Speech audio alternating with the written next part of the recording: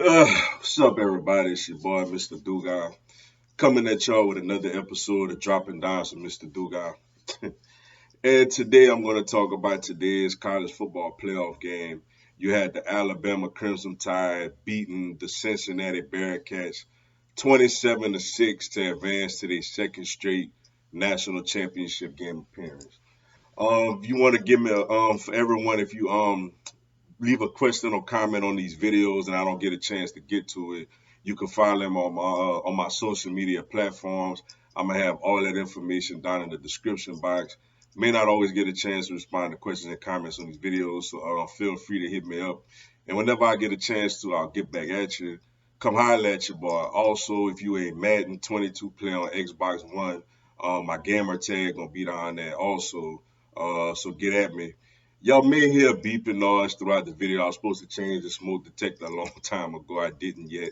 But if y'all do, just please disregard that. To all you Alabama fans, I want to let y'all know something sincerely from the bottom of my heart. I don't like y'all. I can't stand y'all. I hate the fact that y'all won today, but y'all did. So shout out to y'all. My biggest concern for Cincinnati coming into this game was laid out into fruition today was that they just couldn't match up physically with Alabama's front on both sides of the football.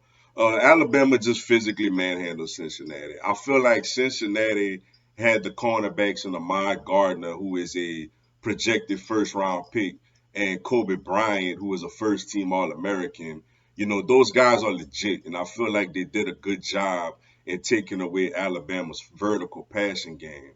But they defense, they front seven, just couldn't hold up against Alabama's physicality. They ran the ball right down their throats, yo. Brian Robinson had a career day. He had over 200 yards rushing, and I mean, it looked easy. I mean, they was just getting 5, 6, 7 yards a pop. And there's nothing Cincinnati could do about that. I mean, they don't have the 4 and 5 star recruits in the front seven of their defense, especially in the interior of their defense, to slow Alabama down. And Alabama, to their credit, you got to give the coaching staff, Bill O'Brien and Nick Saban and all of them, a lot of credit for taking advantage of the shortcomings that Cincinnati had within their front seven.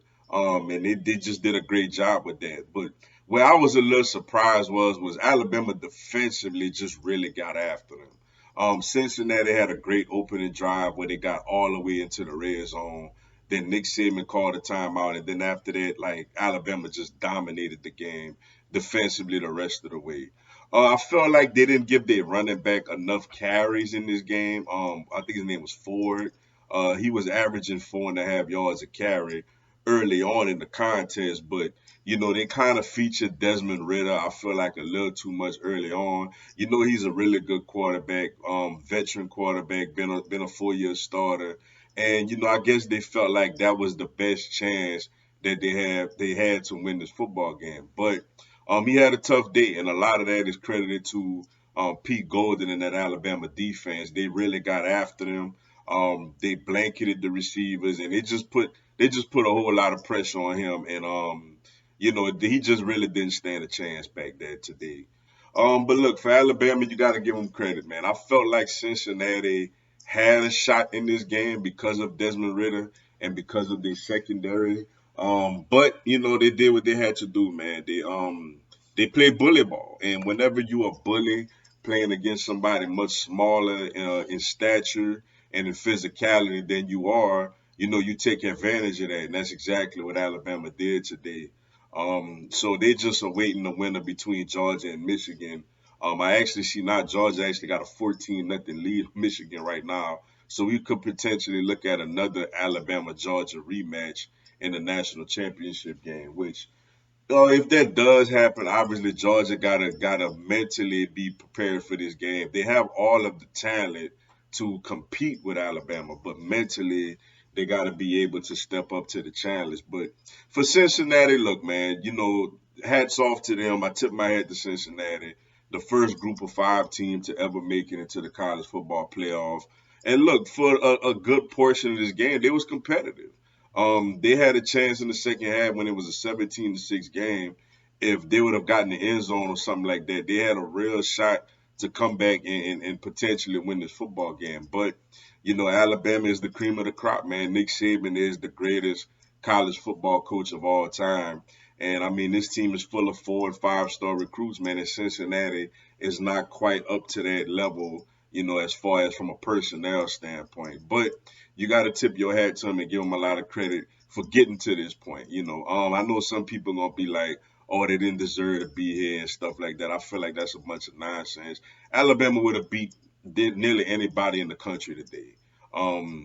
Bryce Young is that good. Jameson Williams is that good. Will Anderson, they whole Nick Saban, obviously, that whole team and that whole organization is that good. So you just got to tip your hat to them and give them credit. But Alabama is playing for another national championship game. It's early, but it may even potentially be Georgia. But we'll see. But tip my hat to Alabama Crimson Tide. Though I don't like y'all, I respect y'all to the fullest, y'all. But with that being said, that's all I got for y'all today. Appreciate y'all checking out the video. Hit the like button for your boy. Give me a subscribe. I'm going to have LSU, NCAA, and content on my other teams throughout the year. Y'all have a blessed one. Go Tigers.